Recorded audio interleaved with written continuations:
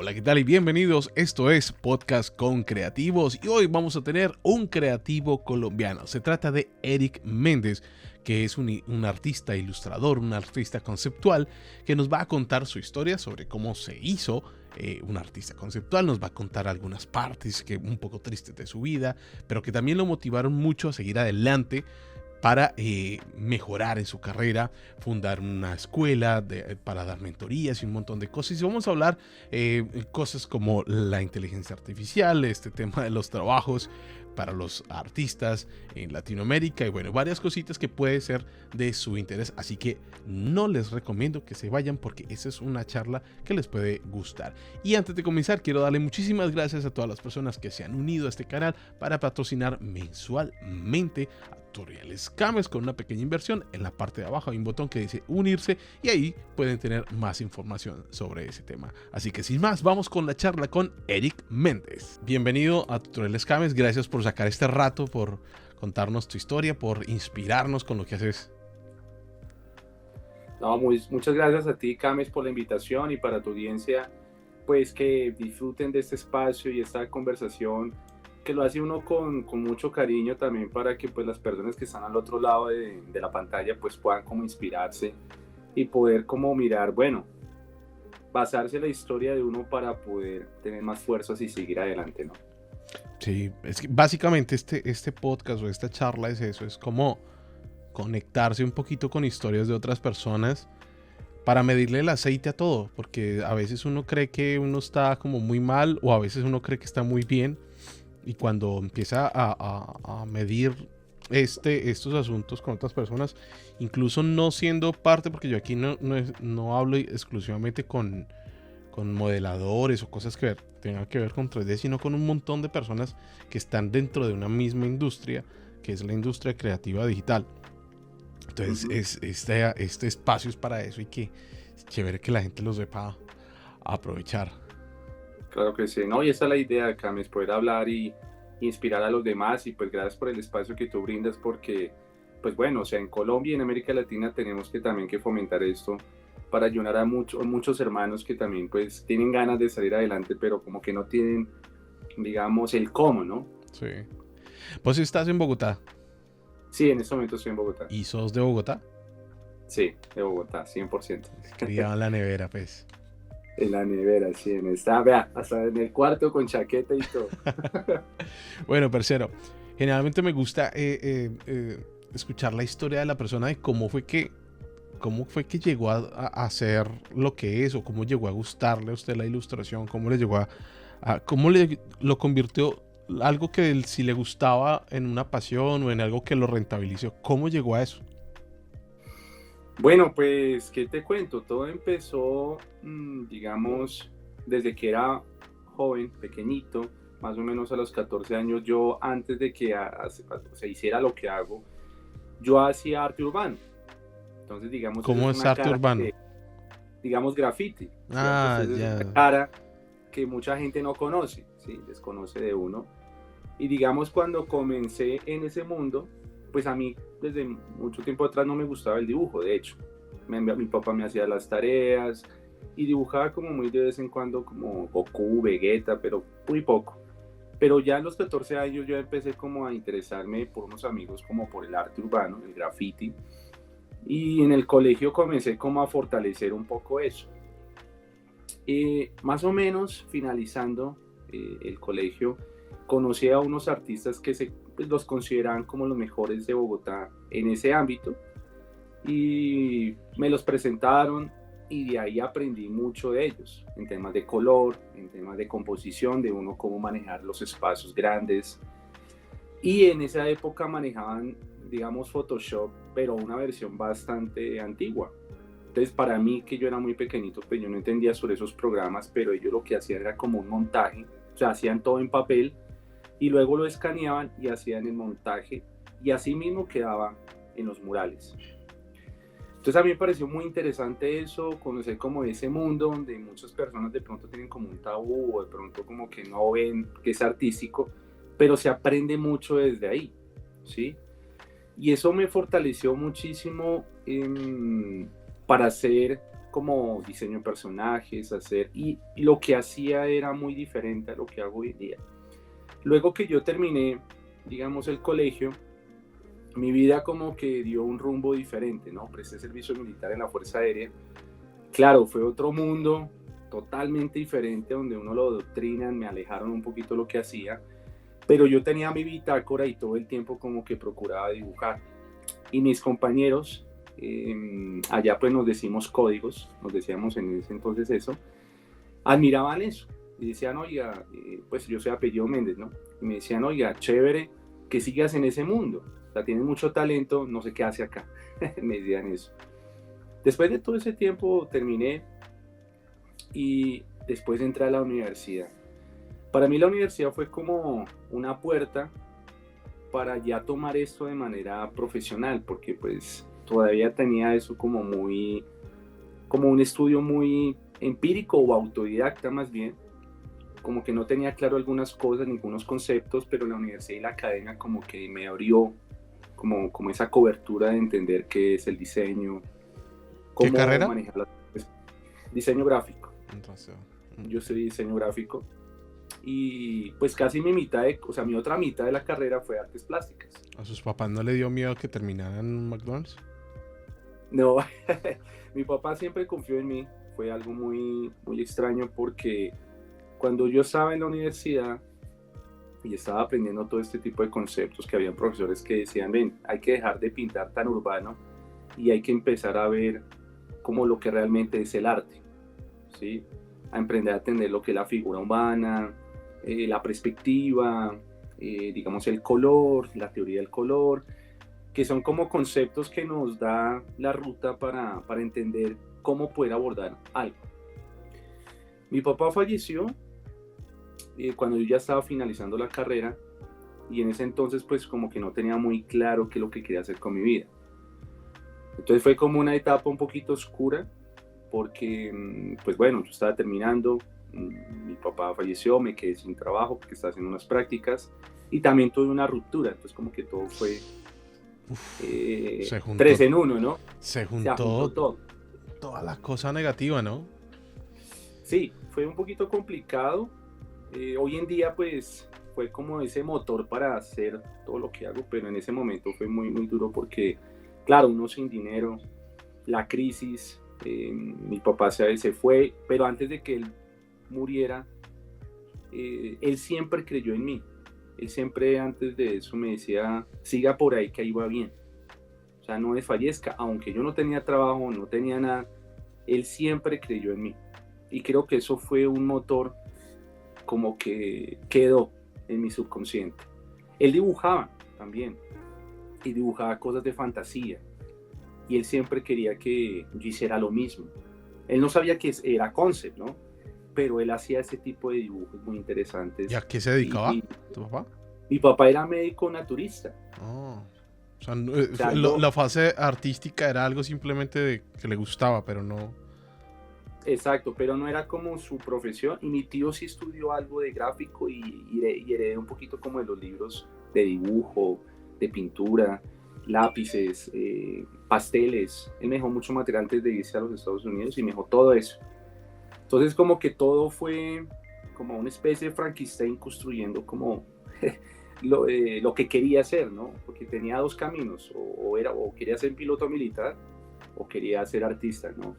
Pero me incliné por ser artista. Entonces, en ese momento que mi papá falleció y pasó todo eso, tuve una relación en la cual un día me dijo, Eric, es que tú eres ilustrador. Entonces, porque yo tenía esa duda, yo decía, pero ¿quién soy yo? Yo dibujaba, pero no sabía para dónde iba. Y cuando ella me dijo, no, es que tú eres ilustrador. Y ahí fue como ese conducto donde dije, ya me lo tomé en serio y empecé ya a trabajar. Bacano y a pintar. Cuando uno descubre esas palabras que definen cosas en la vida de uno que uno no sabía que cosas que le gustaban a uno o cosas que uno ya hacía tienen un nombre y tienen algo, y de hecho muchas personas lo hacen, se comparten, ya hay comunidades y todo eso. A mí también me pasó con el tema del del 3D, más o menos así, donde descubrí una palabrita que yo dije, es que eso soy, es que eso, y desde ahí yo, ya. Y entonces uno, es como cuando uno tiene una palabra en Google que uno sabe cómo buscar un término y lo da más rápido, pero cuando no lo sabes como que das muchas vueltas. Chévere eso. Claro, y eso fue como, dije, ya, soy ilustrador. En ese entonces en la universidad había un colega que él era influenciador Wacom. Y de casualidad estaba al lado mío y me comenzó a mostrar como todo este tema de cartoon. El man ya estaba haciendo algunos proyectos para otros países y me gustó muchísimo eso. Me llamó muchísimo la atención por encima de la ilustración, por encima de otras cosas. Me gustó porque mostraba los procesos, una técnica muy Disney, y eso me gustó muchísimo. Entonces yo decía, yo quería ser como influencer, o sea, yo en mi mente decía, yo quiero trabajar para Wacom. En ese entonces, te estoy hablando como desde el 2015, yo dije, y creo mucho en la ley de atracción. Y yo dije una en mi mente, yo voy a ser influencer Wacom un día. Cuando en 6 meses yo tenía una agrupación con un profesor que era modelador 3D, él había trabajado para Nintendo. Las cosas de la vida ponen personas para uno llegar a ciertos objetivos. Y armamos un grupo que se llamaba en ese entonces Specimen Workshop y hacíamos modelado con arcilla polimérica, con porcelanicrón y concept. Entonces yo aplicaba todo ese tipo de cosas. Y en ese grupo, el profesor tenía un contacto de Julián Barragán, del de Wacom. Y todo se dio así. Entonces el primer evento que participé fue en Maloca. Y cosas de la vida, llegué allá, él llegó con una Cintiq como de 27 pulgadas que apenas la había estrenado Gerald Méndez.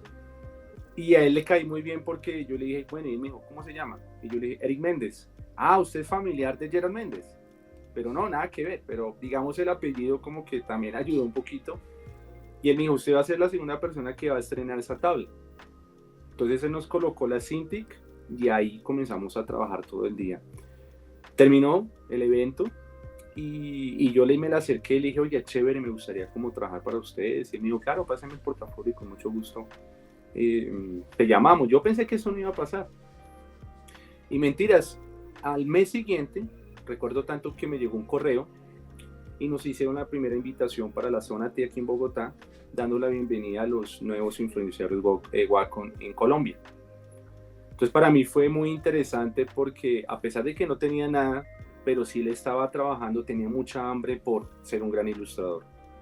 ¿Sí? No por ser mejor que los demás, pero sí como para superar lo que yo sentía, la pérdida de mi padre y todo eso. Y ahí fue cuando llegué, me conocí con algunos compañeros como Vicente Numpaque, Javier Salas, entre otros artistas que son muy conocidos, y ahí fue la bienvenida a ser influenciador. Y en ese entonces yo decía, bueno, yo solo quería era como ser de la marca, pero yo lo que no sabía es que pagaban también. Entonces por cada evento le pagaban a uno, por cada charla le pagaban a uno, y yo dije, no, pues, qué chévere, es una berraquera. Entonces ahí comencé a entender que la labor de uno era muy importante porque uno influía en los demás. O sea que realmente Wacom se preocupaba mucho por mostrar diferentes estilos y que la marca se vendiera a través de los artistas.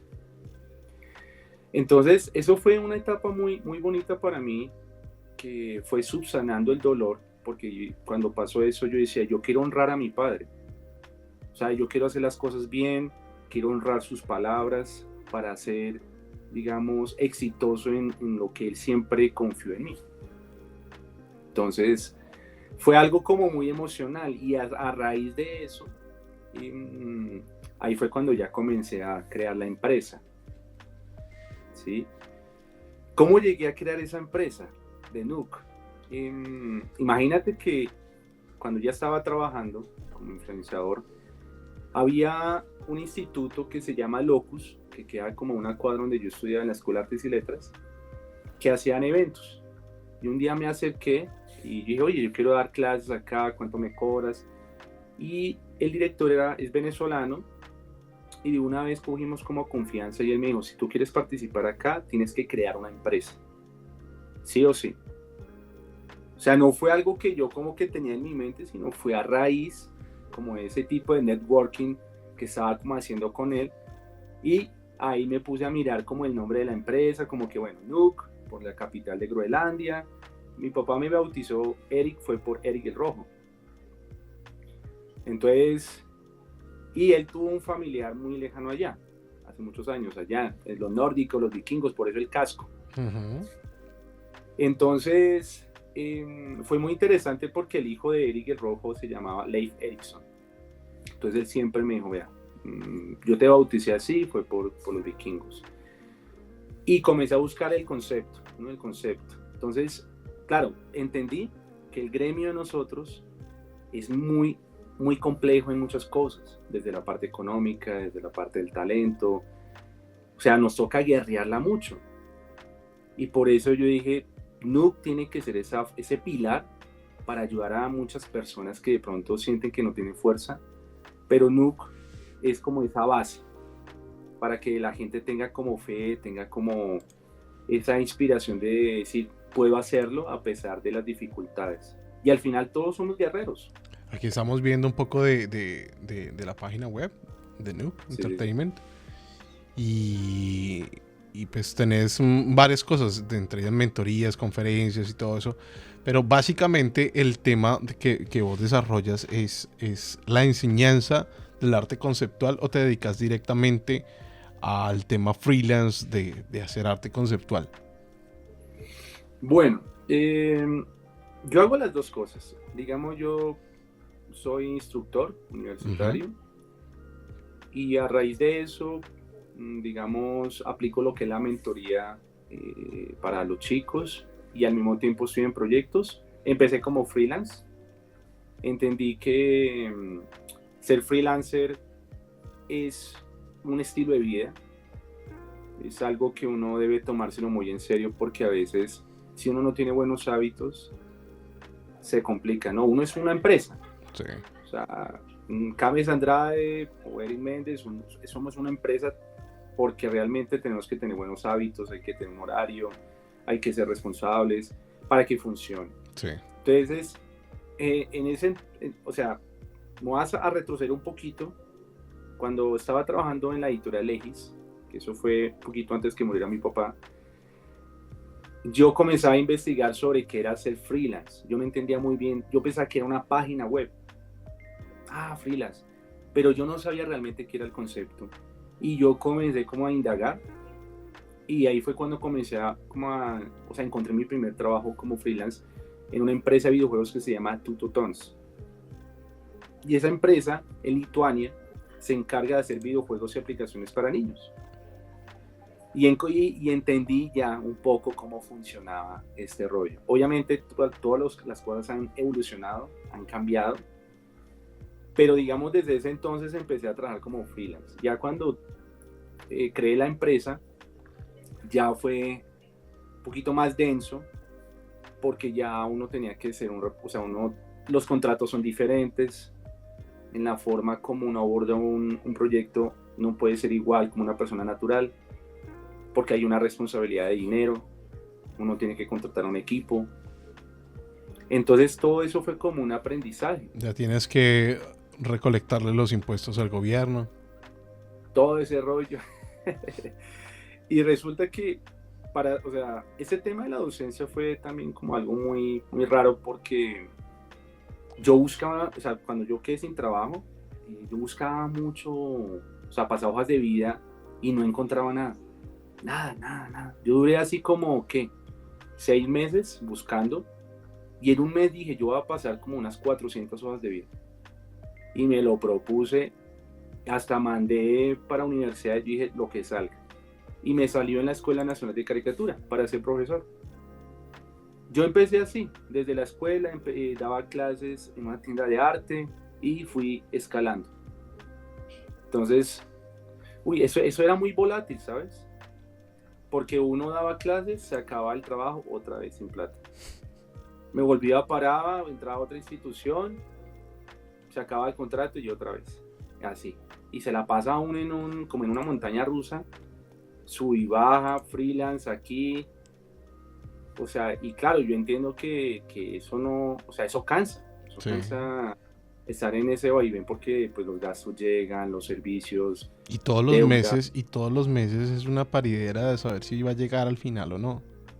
sí, o sea, y aún uno dice, o sea, este campo de nosotros es muy volátil porque a veces hay empresas que no tienen músculo financiero para financiar pues durante un año un proyecto. A veces toca hacerlo durante 2 meses, un mes y estar mirando otras fuentes de ingreso. Entonces yo empecé como a educarme un poquito en la educación financiera para uno poder como manejar eso, como esas vacas gordas y las vacas flacas. Uh-huh. ¿Y cómo hiciste, o sea, qué herramientas utilizaste para ese tema financiero? Las herramientas, bueno, yo siempre miraba mucho YouTube.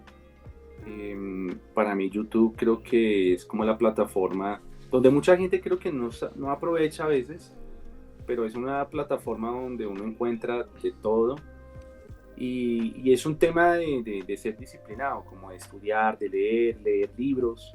Yo leía mucho en ese entonces y aún.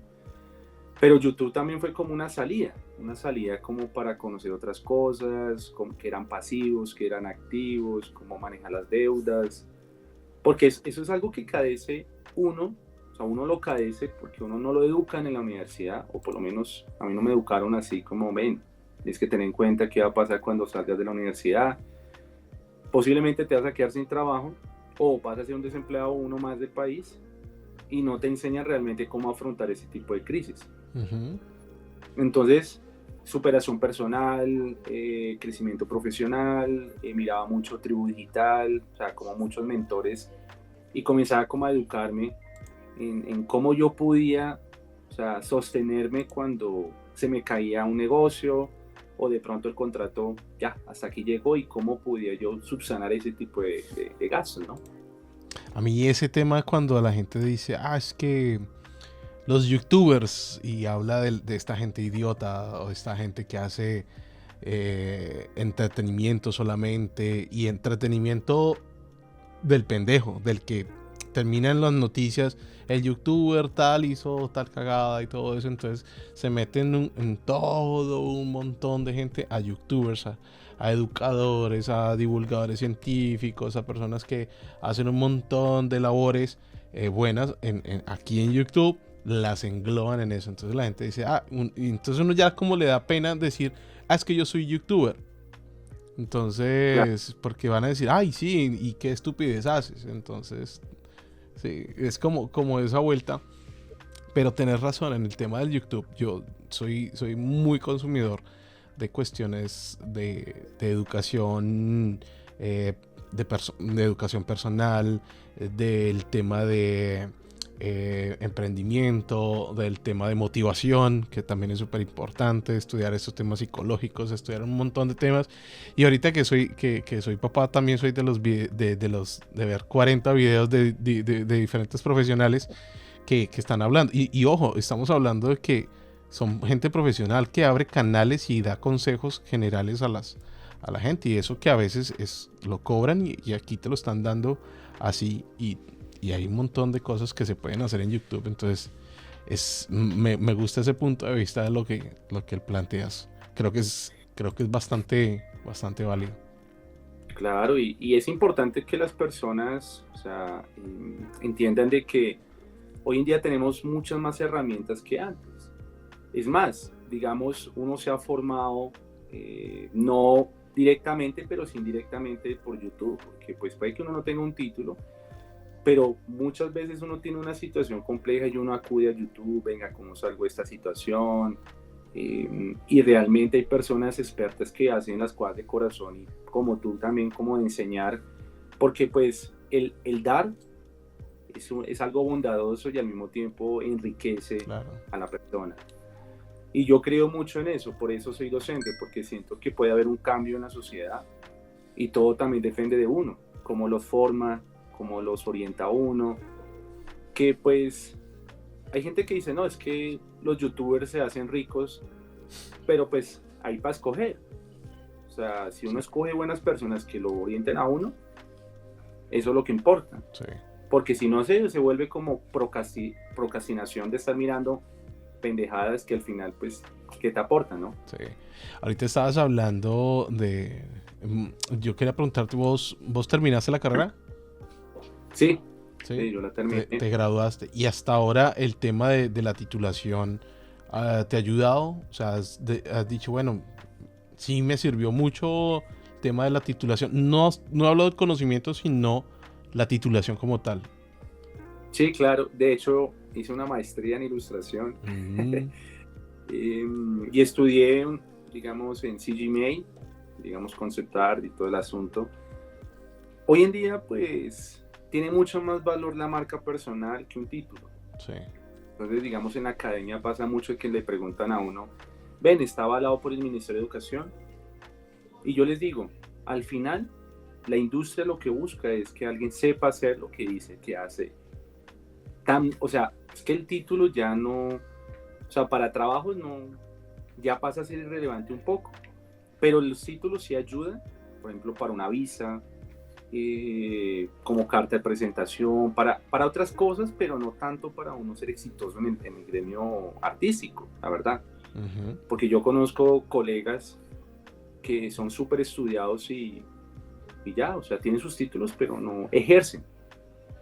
Entonces, al final de cuentas, creo que es más el portafolio, el trabajo, el ser. De hecho, hay gente que es tan buena en lo que hace que no tienen títulos. Sí.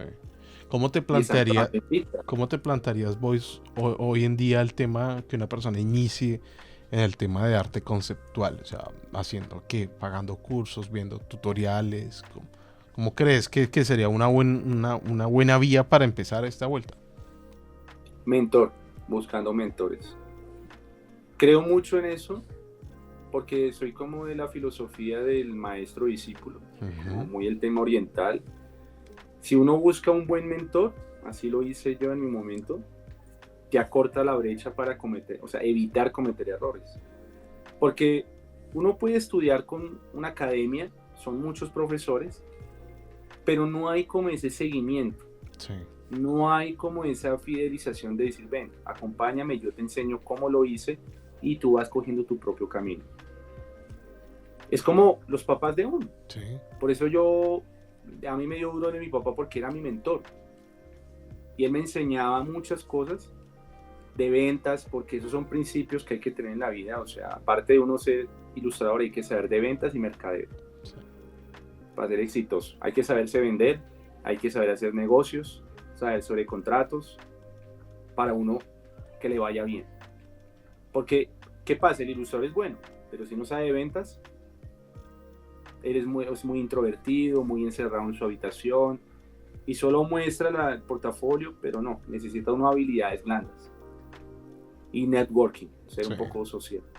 Eso es súper claro. Y hay un tema que quiero que tratemos ahorita, pero es el tema de las inteligencias artificiales y que a los artistas conceptuales e ilustradores es como a los que más les ha quemado el culo esta primera ronda. Y yo creo que una de las cosas más importantes para sobrevivir ahorita es esas habilidades blandas de las que habla. O sea, bueno, ¿cuál es mi alternativa de trabajo? Porque ahorita la cosa se está poniendo muy peluda. Te lo digo porque tengo colegas que son ilustradores o artistas conceptuales y me cuentan que ya, o sea, todavía estamos en el inicio de esta racha de inteligencia artificial. Todavía no se han establecido un montón de reglas y ya esto está peliagudo para este sector. Entonces imagínate, pero ahorita tocamos ese tema que siempre es picante. Parcero, y bueno, entonces me gusta eso del maestro, no lo había contemplado así. Y creo que es una de las cosas, por ejemplo, cuando a mí me preguntan el tema de aprender inglés, siempre lo recomiendo es así. O sea, que la academia tal, no. Que es que el curso de Duolingo, no. Es con un profesor tú a tú que te diga cuáles son tus necesidades, que te diga por aquí puedes mejorar y que converse contigo en inglés. Esa es como la mejor oportunidad, la más económica y la vía más derecha que uno tiene para aprender un idioma, y en este caso el tema de mentoría para algo como esto de ilustración me parece súper bueno. Entonces la pregunta es, ¿hay un mercado de mentores, de profesores? ¿Cómo encuentro yo un mentor? Bueno, digamos, bueno, lo que hacemos nosotros, la escuela es la mentoría, o por lo menos uno es la imagen, uno es el que trabaja en ese tipo de cosas. Pero uno como encuentra un mentor, yo siempre recomiendo que, pues bueno, si uno ve que hay una academia que ofrece eso, chévere uno aprenderlo de esa manera. Pero también uno puede buscar por ArtStation, como tratar de escribirle a los artistas que a uno más le gustan, si hacen ese tipo de cosas, o sea, si tienen el tiempo, el espacio, porque no todos son así, o sea, hay buenos artistas, pero no tienen como la pedagogía, o de pronto no les nace hacer eso, Sí. porque ese es un problema, ¿sí? Entonces, eso es lo que hace que, digamos, se complique la cosa. No todos son mentores, pero no, o sea, uno tiene que preguntar. Uh-huh. Uno tiene que hacer como, ven, ¿estás dispuesto a enseñarme? Me gustaría aprender de ti. ¿Cuánto me cobras? Digamos, en la escuela tenemos ya tarifas y todo, pero digamos, hay artistas que se ofrecen, les ayudan. Entonces yo pienso que hay que buscar por ArtStation, por Behance, por Instagram, que en Instagram se mueve muchísimo todo esto. Pero realmente la mentoría para mí funciona mucho más que a veces estar como en una academia donde hay muchas personas y no es tan personalizado. Para algunas personas funciona, pero no para todo el mundo. ¿Cuánto es más o Eso pasó. menos la tarifa de Nuke para uno tener un promedio? Digamos, ahorita lo que manejamos es un programa y mensualmente cobramos 300,000 pesos, $78 más o menos, mensual, 2 meses, cada 2 meses. Sí. ¿Y Que son 600. cuántas clases? Son 8 sesiones cada módulo. Entonces el programa dura un año. O también ofrecemos la mentoría ya especializada, que la persona dice, Eric, me gustaría que me ayudaras con esto, ármame algo y me dices cuánto me cobras. O sea, hacemos como al gusto. Sí. Un curso al gusto de la persona y hacemos las clases en vivo y en directo, le enseñamos, le acortamos la brecha. Como un plato de comida, ¿no? Como que quieres y yo te lo hago. Sí. Está buenísimo ese método. Y creo que, sería genial, por ejemplo, que uno pudiera decir, y no solo con la ilustración, sino con cualquier otra cosa. Mira, este artista 3D me gusta cómo trabaja, voy a decirle que me dé una mentoría. Es que el problema es eso, que tenga el tiempo, que quiera y que lo que me vaya a cobrar me alcance para pagarle. Exacto, o sea, entonces, digamos, los costos de nosotros no son muy altos, por eso también hacemos videos tutoriales. Toca, a veces uno no es tan constante por tanto trabajo, pero sí hay que hacerlo para poder ayudar a la gente, porque como uno también aprendía por YouTube.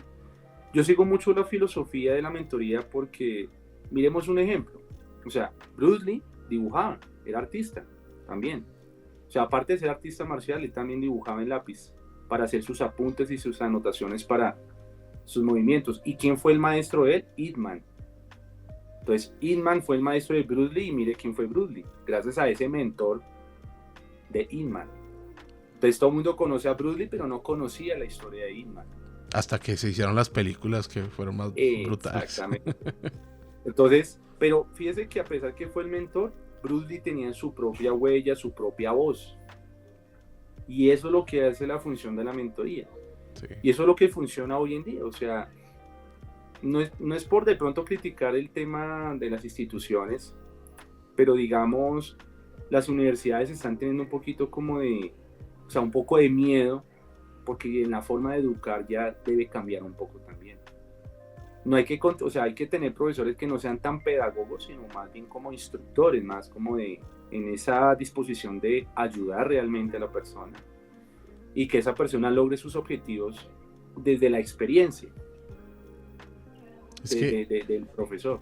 Es que el tema de la educación de la academia es un tema que es difícil de transformar, porque es que la academia, por más que quiera, no puede transformarse de la noche a la mañana, no puede transformar su pensum. Es que la academia es como las cosas del gobierno. Tú quieres o tienes toda la intención de cambiar una ley, de cambiar algo, pero tienes que pedirle permiso a 200 personas que hagan, que vuelva, y que vaya el mensaje y trate de sí o no. Entonces, Claro. eso mismo pasa con la academia. Tiene que depender del gobierno, de los inversores, de los alumnos, y un montón de cosas. Y para que eso se haga, wow, es algo que es supremamente difícil.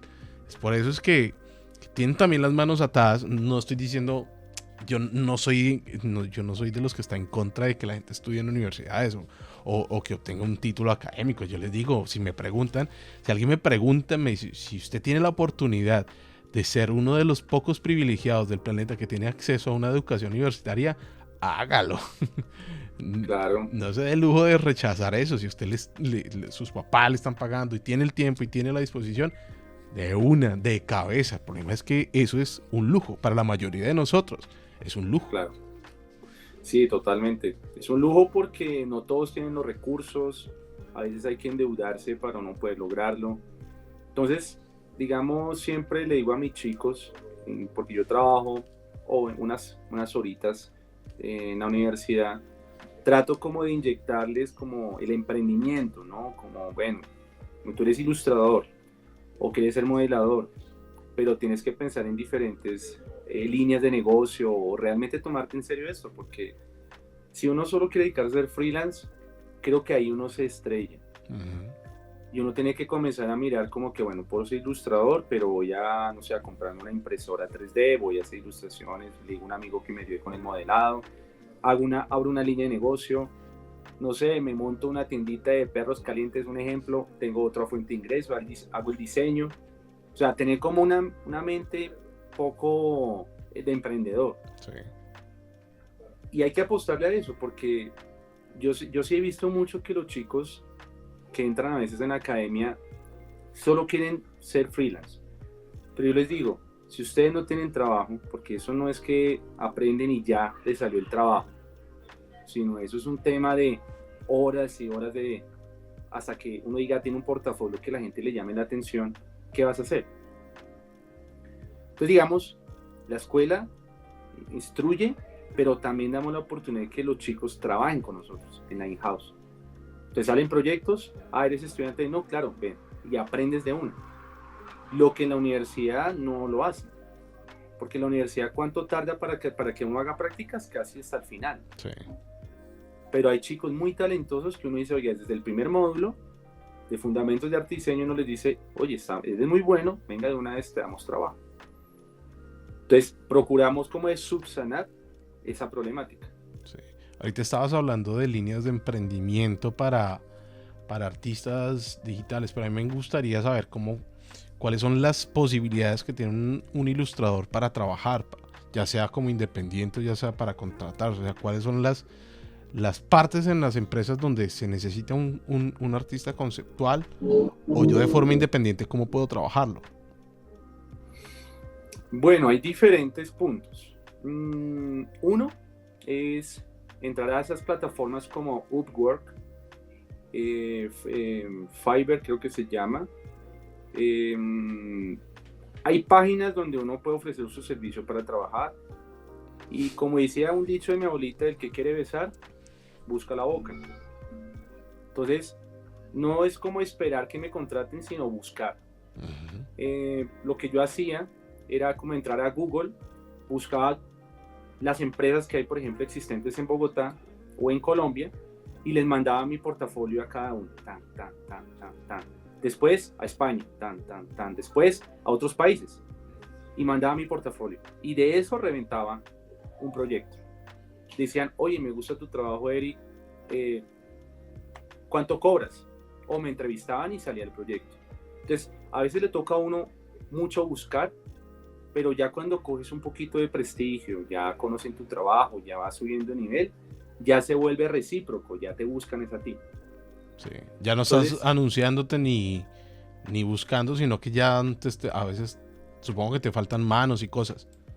Claro, y eso pasa como, me imagino, como cuando creas el canal de YouTube o uno que al principio nadie lo conoce a uno, y de tanto darle, ya se vuelve recíproco.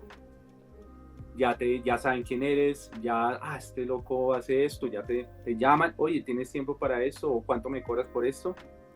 Pero al principio hay que inyectar mucho. Es como la filosofía de que uno tiene una empresa, es como un hijo. Y hay que inyectarle hasta que sea adulto. Y ya cuando sea adulto ya se vuelve el bastón de uno. Sí. Bueno, eso es lo que uno espera, ¿no? Sí, porque todo es volátil, ¿no? Sí. Quería preguntarte cuáles son, dentro del arte conceptual, hay como ramas, hay como cosas a donde uno se puede ir. Y por ejemplo, dentro del 3D hay un montón de subramas que alguien puede trabajar. Dentro del arte conceptual, ¿cuáles son las principales ramas y cuál es la rama más solicitada y donde menos gente hay? Yo creo, bueno, esto es algo que de pronto es desde mi punto de vista, puede que otros piensen diferente porque pues, es como una respuesta un poco compleja. Pero lo que yo he visto, como es que cada día piden más cosas, ¿no? O sea, todo el tiempo las empresas están pidiendo que sepas no solamente 3D, sino sepas ya manejar ciertas herramientas que piden exclusivamente la empresa. Lo que veo que no es, o sea, que no se ataca tanto, es como, o sea, o por lo menos me pasó desde la experiencia, es el tema cartoon. O sea, afuera sí se ve mucho, pero acá en Colombia no son muchos los que trabajan en ese campo. Y me pasó, y los modeladores 3D también son muy contaditos. Y me pasó con un proyecto en España. Estábamos haciendo una serie animada.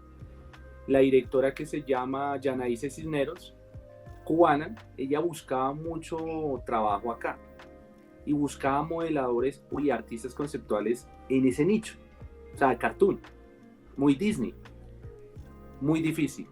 Buscaba personas o artistas de color script, no lo encontraba.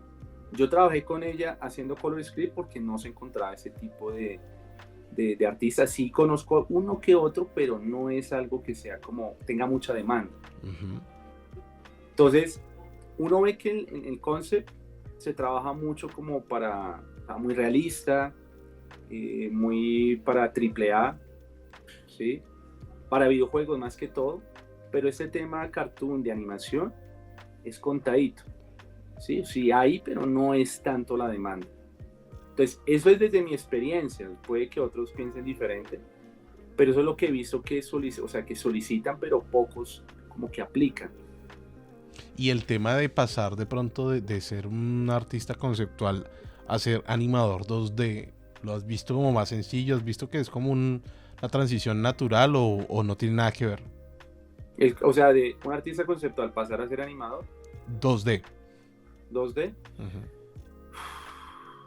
Pues la transición, pues aparentemente es fácil, pero pues la animación es otro mundo, ¿no? Uh-huh. Entonces hay que entender los principios de la animación, entender que la animación es algo de mucho cuidado, cada movimiento,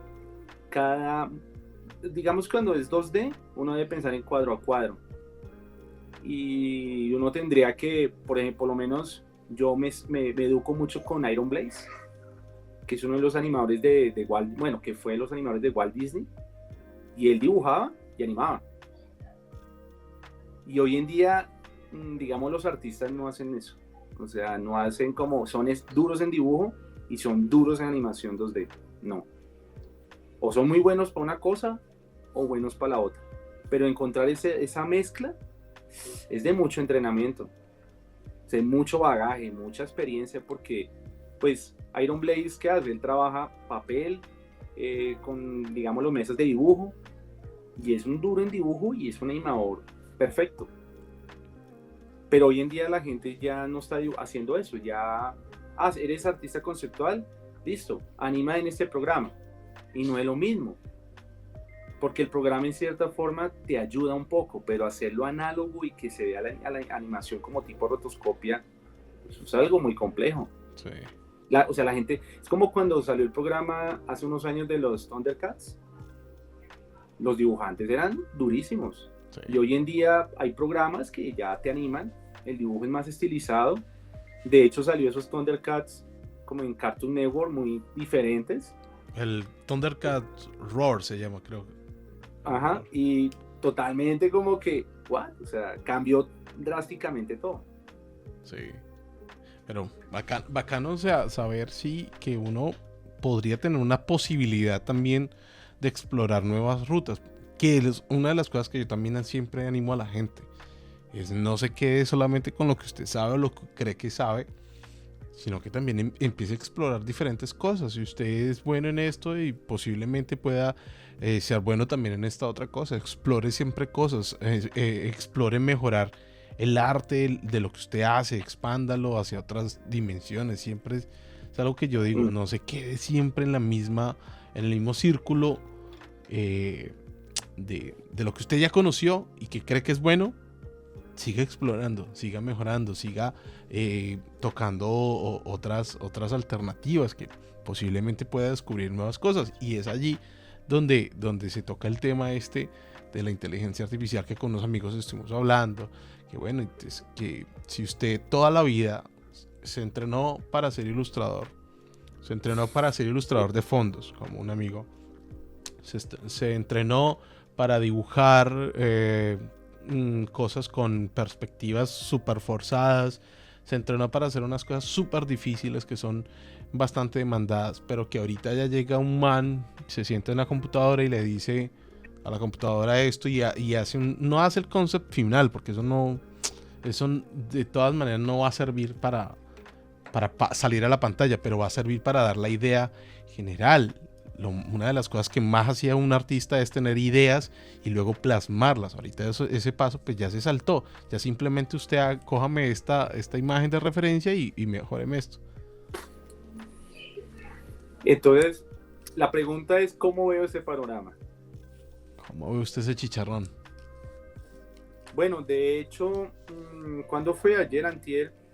Bueno, lo estaba mirando esta semana en la red, o sea, no sabía que la revista Semana había lanzado como sobre la situación crítica de la inteligencia artificial para diseñadores e ilustradores.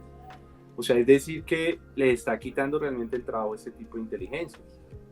Y comencé a indagar un poquito y por ejemplo, en China, citaba a revista Semana, que una empresa que tenía 15 empleados se quedó solamente con 2, porque los clientes decían, ven, yo prefiero la inteligencia artificial y pues ya necesito un ilustrador para que me lo pulan y ya. Entonces, si un artista ganaba 5 millones de pesos o $2,000 mensuales, ya solamente gana ni siquiera la mitad. O sea, una décima parte, no más. Sí. Porque yo no necesito usted todo el día. Yo necesito ahí que venga 2 días a la semana, terminarme esto y ya. Exacto, y así está funcionando. Y en China se está cayendo las empresas de videojuegos. Sí. Por esa problemática. Entonces uno dice, wow, o sea, el mundo está completamente diferente. De hecho, donde trabajo en la universidad, hicieron la portada con inteligencia artificial para promover un concurso. Y yo, o sea, un ilustrador menos.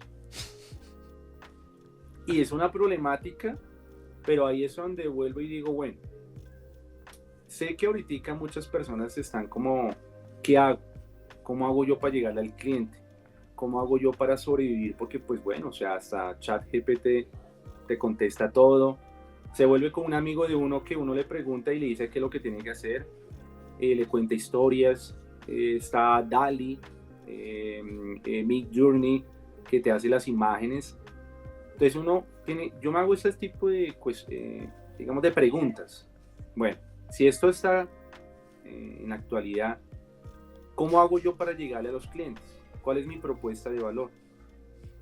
Entonces, digamos, yo pienso, bueno, ahora lo que uno tiene que hacer es mostrar todo el proceso. Ya no solo es como mostrarle la pieza final, sino, ven, yo lo hice así, explicarle por qué llegué a ese tipo de resultado, cuál fue mi investigación, y tratar de venderle al cliente como, ven, es un proyecto totalmente que tiene una investigación previa y que tiene una funcionalidad para X proyecto. O sea, funciona para esto. Porque la inteligencia artificial te hace la imagen, pero no te muestra todo el proceso. Pero bueno, entonces, pero al cliente al final, ¿para qué le sirve el proceso? Digamos, bueno, depende del cliente, ¿no? Pero el proceso sí es importante, por ejemplo, si está haciendo un parque temático, como lo que sucede en el Circo del Sol. Por ejemplo, Nicolás Chacín, que es un amigo mío, él trabajó en Canadá ya en el Circo del Sol, y ellos tienen que hacer todo el proceso de funcionalidad y todo para X evento. Entonces, si los artistas se van a tirar, no sé, de algún barranco, pues tienen que mirar cómo, o sea, cómo van a hacer para que se sostenga, para que caiga, cómo van a salir las luces. Para ese tipo de cosas sí se necesita como un proceso, ¿no? Si se va a hacer algo para videojuegos o de animación, pues hay que buscar los mecanismos de funcionalidad. Si es un robot, pues hay que mirar cómo funciona y cuál es la razón de ser. Porque por sí mismo mostrar una pieza final, pues no te dice mucho, no hay mucha información. Sí.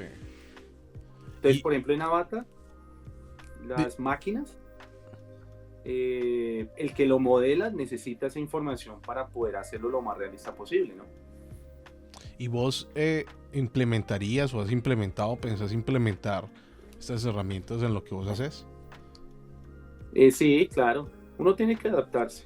O sea, uno tiene que no hacer el feo porque pasa como en la época de la ilustración, más o menos en los 60, 70 aquí en Bogotá, que los ilustradores tuvieron un auge en las editoriales. Llegó Photoshop, la ilustración digital, y quedaron sin trabajo. Eso fue lo que pasó, y lo mismo pasó en la fotografía.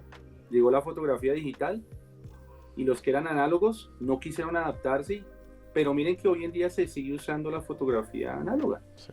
Bueno, lo que pasa es que en esas comparaciones, esas fueron transiciones de varios años, o sea, fueron transiciones Claro. bueno, va a llegar esto y poco a poco, y las personas como que tenían tiempo de abandonar el barco o de hacer algo para, bueno, para no dejarse morir de hambre a tiempo. En esto es algo que desde el año pasado ahorita se volvió una cosa brutal y que va a seguir siendo exponencial. O sea, esto no va a parar, sino que va a seguir subiendo, y mucha gente está esperanzada en las reglamentaciones, en que los políticos pongan sus manos en esto. Y pues, a ver, No, lo que eso te decía no. anteriormente, si tiene que ver con cosas políticas, pues esto no va a ser ahorita. Eso va a pasar algún día que haya reglamentaciones y que sean serias y que ayuden en algo.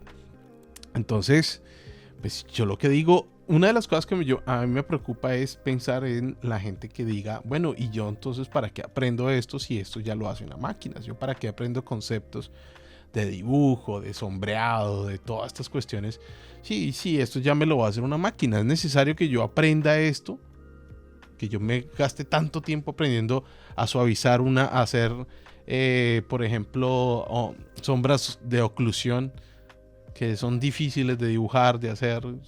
Es necesario que yo me ponga a aprender eso. Bueno, es una pregunta un poco compleja, pero te digo yo siento que realmente siempre hay que estar en la disposición de aprender. Por más que haya una inteligencia artificial, hay que saber.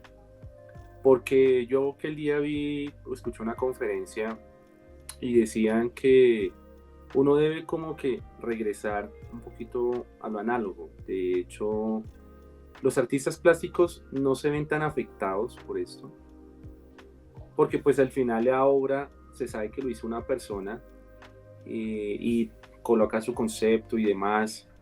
Y como que sí, como todo lo que tiene que ver análogo o artesanal, eh, va a salir un poquito más a flote. Entonces creo que de pronto nos estamos olvidando de esa parte, de la parte análoga, porque si uno se vuelve muy digital, pues uno se va a enfrentar a ese tipo de problemáticas. Pero yo siempre he pensado que hay que ser híbridos. O sea, vamos a un proceso análogo, digital. Está Alejandro Burdicio, él cuando hace Mundo Chatarra, él muestra siempre su proceso a mano y luego el proceso digital. Para mí es un valor agregado. O cuando hacen proyectos en Pixar muestran como el modelado de inercia polimérica. Y me parece que eso tiene un valor agregado. Yo pienso que no hay que perder la fe, sino hay que seguir estudiando y mirar como nuevas formas de venderse. ¿Sí? Obviamente la respuesta mía puede ser, puedo pensar hoy una cosa, no sé qué pasará en 5 años con esto.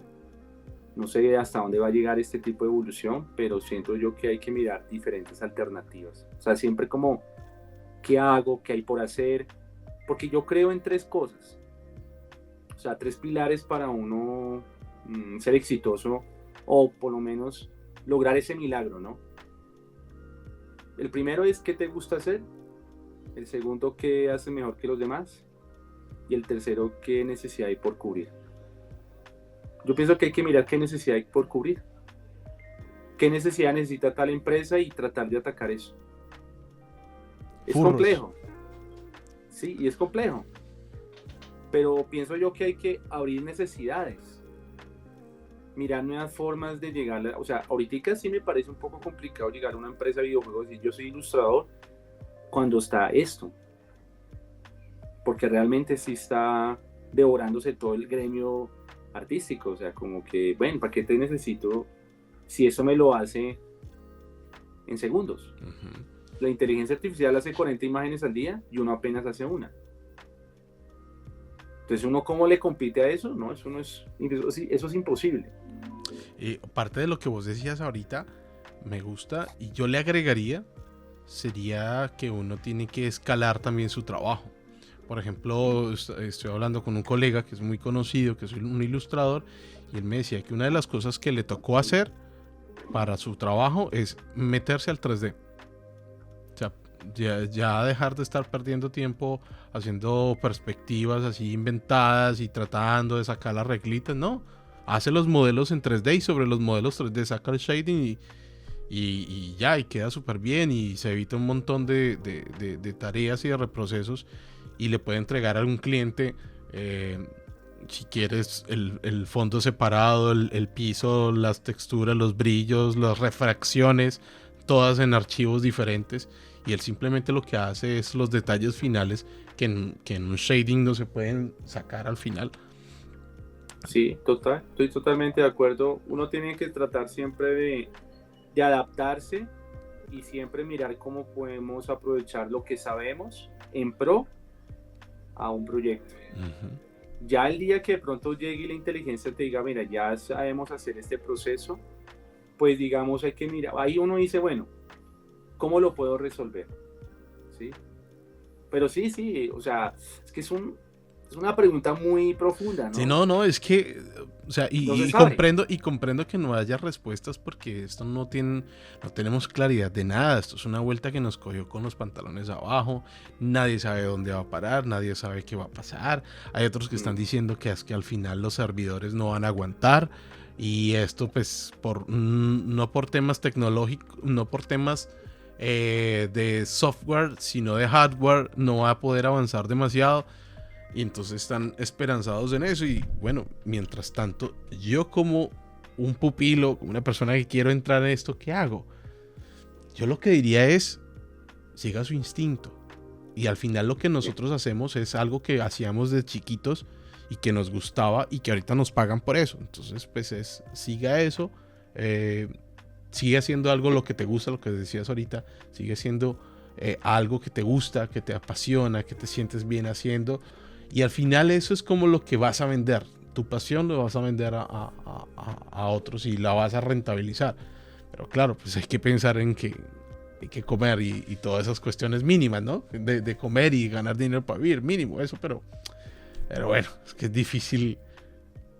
Sí, claro, y ahí es donde yo vuelvo y digo que hoy en día el ilustrador tiene que ser un ilustrador con una mentalidad diferente.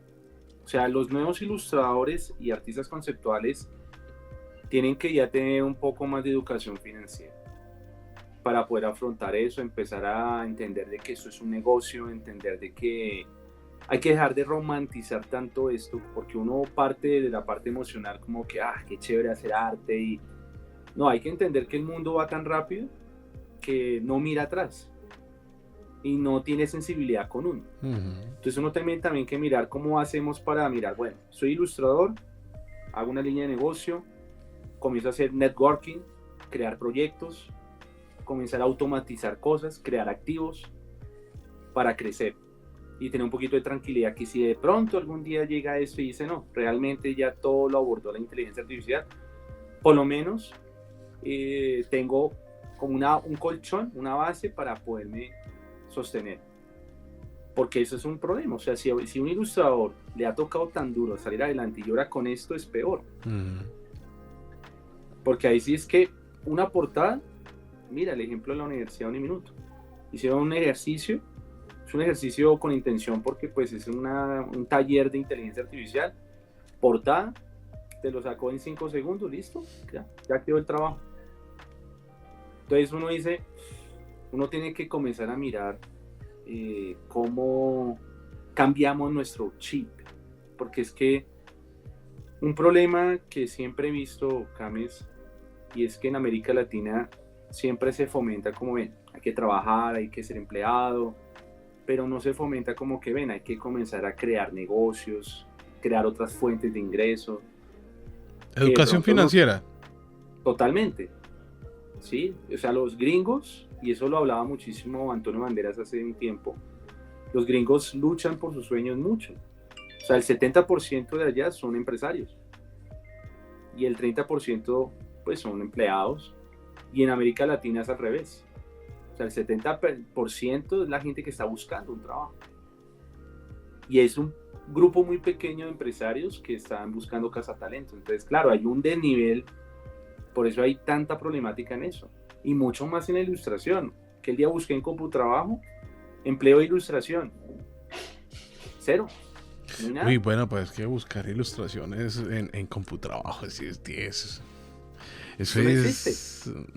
No, es que CompuTrabajo es para encontrar secretaria. Pues, ahí no se encuentran artistas. Es el ejercicio y no existe.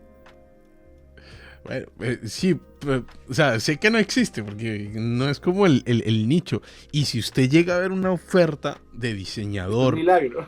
No, de diseñador, de ilustrador, de artista 3D en CompuTrabajo, corra, huya de eso, porque donde usted le toque trabajar en eso que alguien publicó en CompuTrabajo, se necesita ilustrador o artista.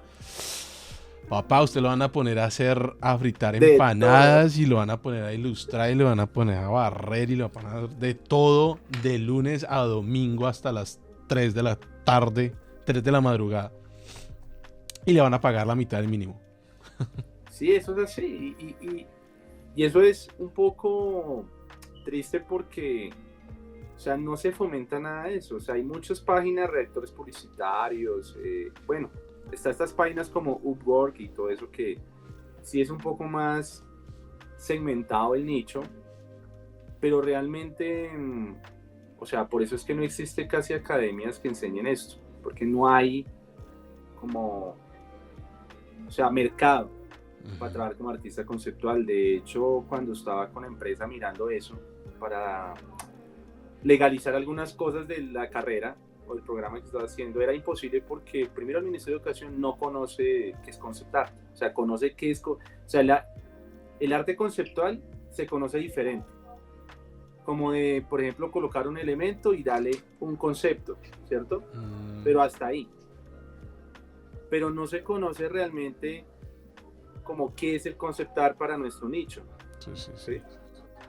Entonces, partiendo de eso, ya es muy difícil como penetrar desde un programa como el que estamos ofreciendo. O sea, no lo conocen, el Ministerio de Educación no entiende qué es eso. Sí. Bueno, a términos de pronto nacionales, como tal en Colombia, es un poquito más difícil adecuarse, pero si vamos a empresas, a estudios y todo eso, el artista conceptual es como que base, o sea, es base en las cosas porque es el que dice cómo se va a ver todo. Entonces, claro, estudios de videojuegos, animación, estamos hablando de los artistas de environments, los artistas de personajes, bueno, un montón de cosas que tienen bastante salida. Posiblemente en Colombia no tanto, porque sí, es un nicho muy cerrado, muy pequeño a esto, y suele confundirse con diseñador gráfico, que son cosas muy distintas, que es una persona que puede que un diseñador gráfico sepa hacer arte conceptual, pero puede que un artista conceptual no sepa hacer diseño gráfico. Son cosas totalmente opuestas, aunque se trabajan en los mismos software, aunque se trabajan las mismas cosas, puede que no se toquen ninguno de los dos. Entonces, hay mucha cosa por la que luchar, muchísima vuelta por la que el artista conceptual está tocando. Y de ahí para adelante, o sea, que nadie se fresquee, los artistas 3D, los artistas de VFX, los artistas de cualquier cosa que se llame artista y que sea digital y que se pueda automatizar, póngale la firma que eso va a pasar. No, y hay que crear industria, o sea, yo a veces veo que hay compañeros que dicen, no, me voy a otro país, no, yo creo que hay que crear la industria, o sea, se puede. O sea, yo no creo que la solución sea estar afuera, trabajar para una empresa americana, sí, chévere, pero parte desde el ego, ¿no? Pero es muy bonito uno decir, se puede crear una industria desde acá y más desde la virtual.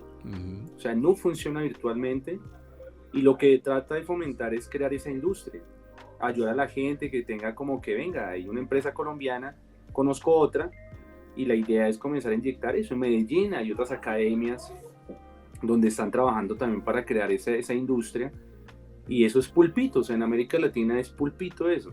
O sea, como es algo, o sea, hay mucho contenido en inglés, pero no hay tanto contenido en español.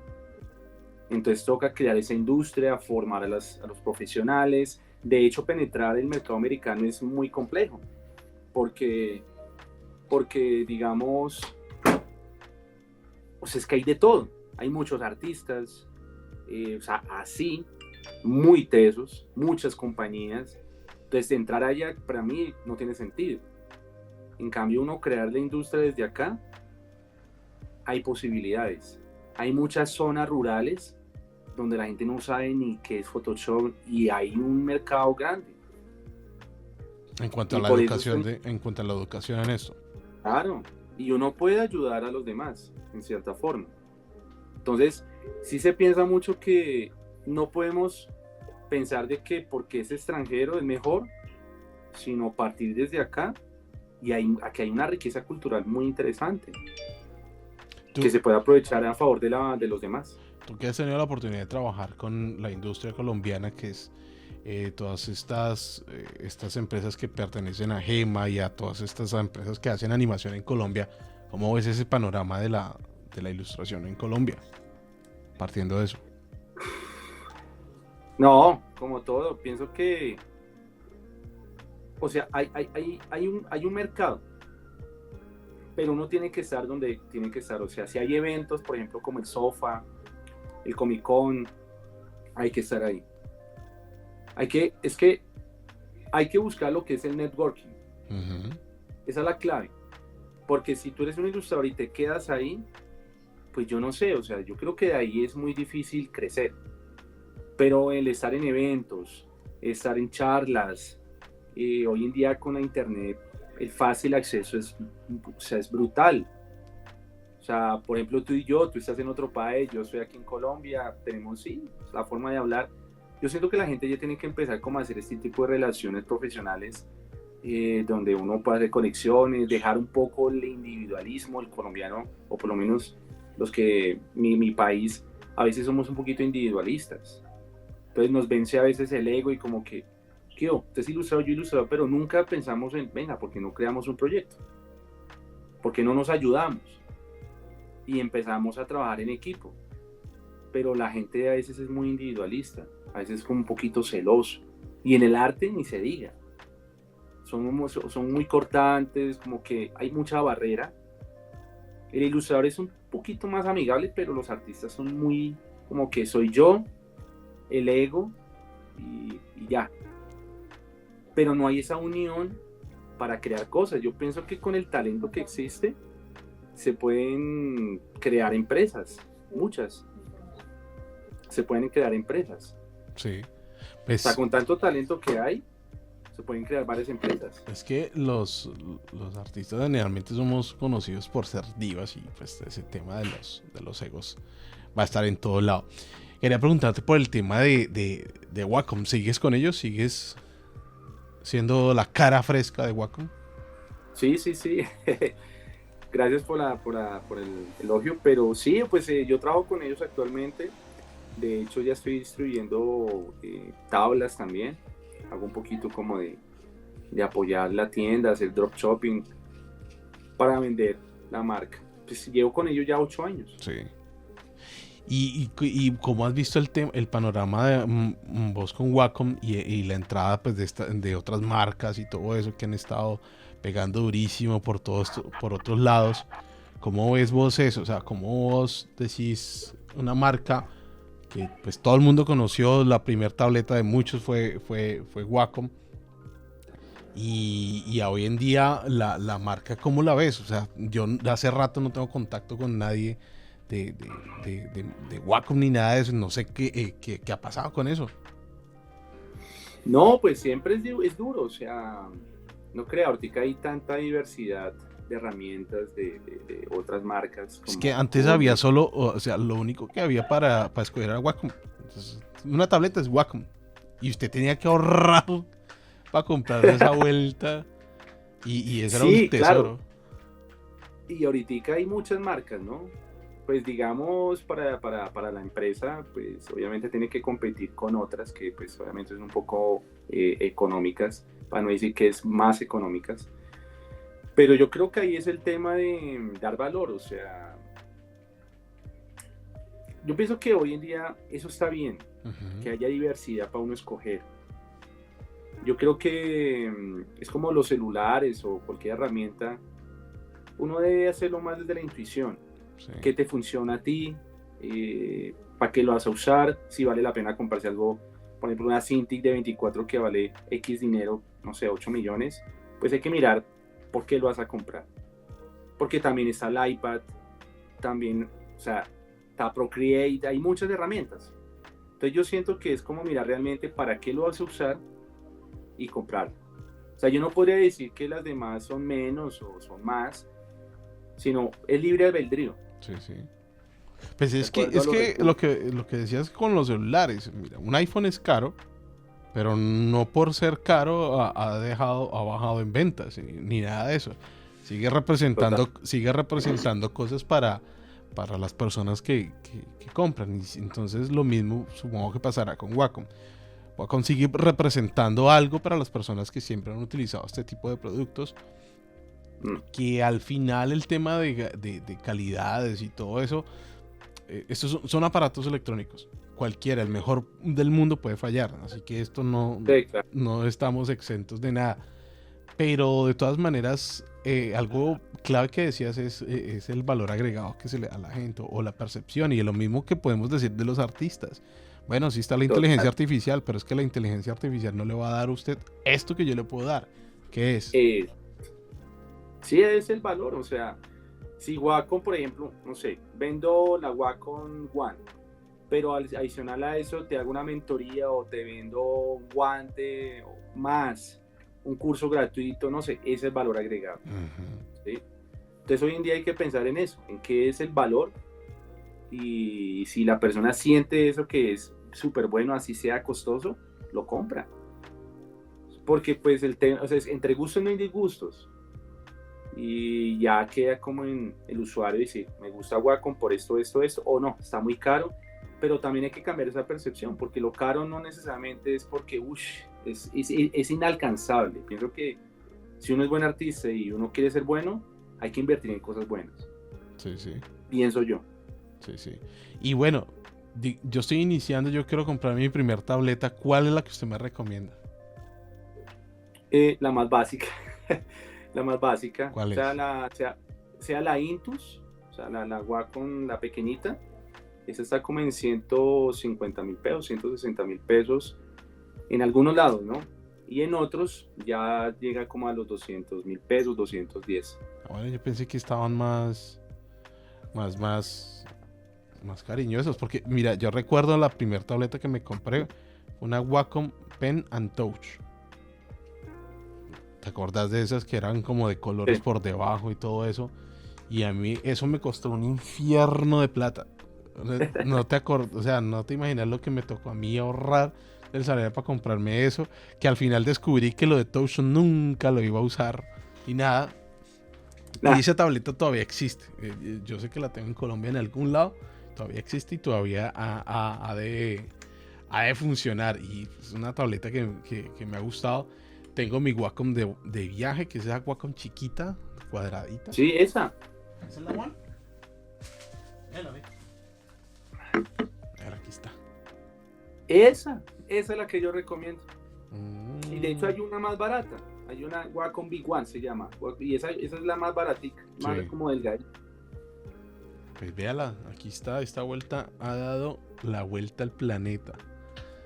Trabajando con ella ha resistido, bueno, mejor dicho, cosas.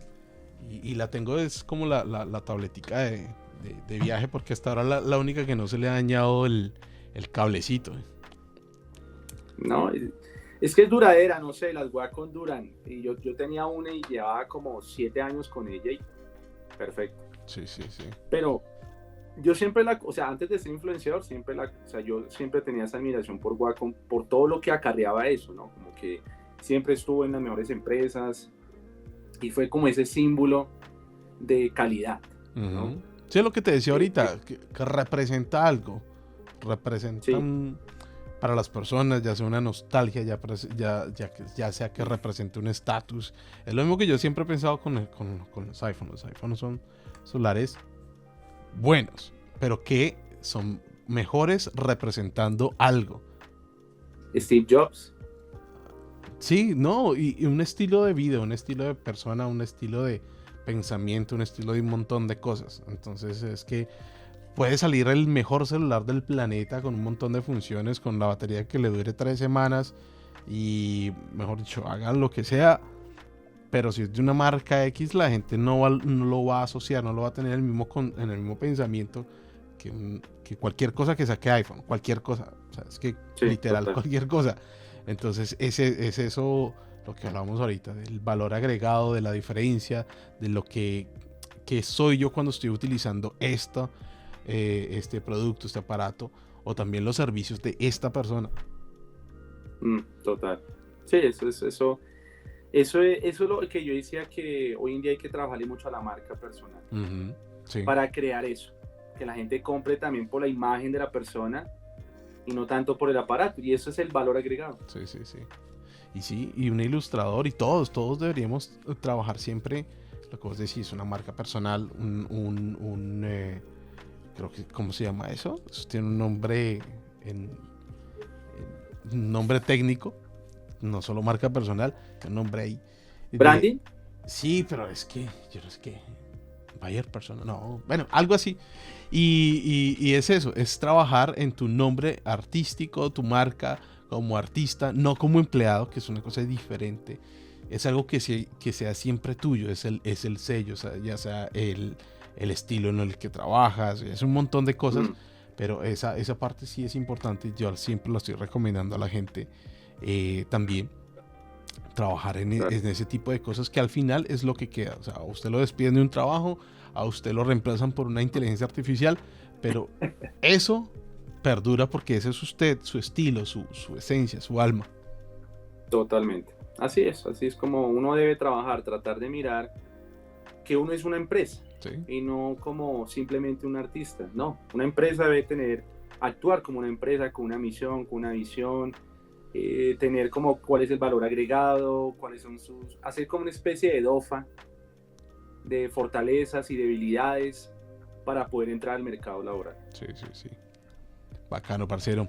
Bueno, pana, yo lo dejo ya, que por acá ya está medio tarde. Y por acá también están que me jalan ahí que camine. Parcero, muchísimas gracias por este rato, por esta charla tan chévere. Me da gusto saludarlo nuevamente. Y espero pues que la gente también le haya gustado esta charla con vos. Y si cualquier cosa, voy a dejar las redes sociales tuyas acá en la descripción del video, para que los que quieran tomarse un one-to-one con viejo Eric, pues aquí están, y pues seguirlo en las redes sociales y todo, aquí van a estar. No, pues muchas gracias, Camis, y a tu audiencia, pues que ojalá aprovechen este tipo de charlas para que puedan crecer mucho más y pues que sigan pues muy de cerca con Cames Andrade, pues que siempre tiene cosas buenas para el canal. Y muchas gracias y bendiciones. Parcero, nos estamos viendo por allá en Bogotá en algún momento que vaya a visitar.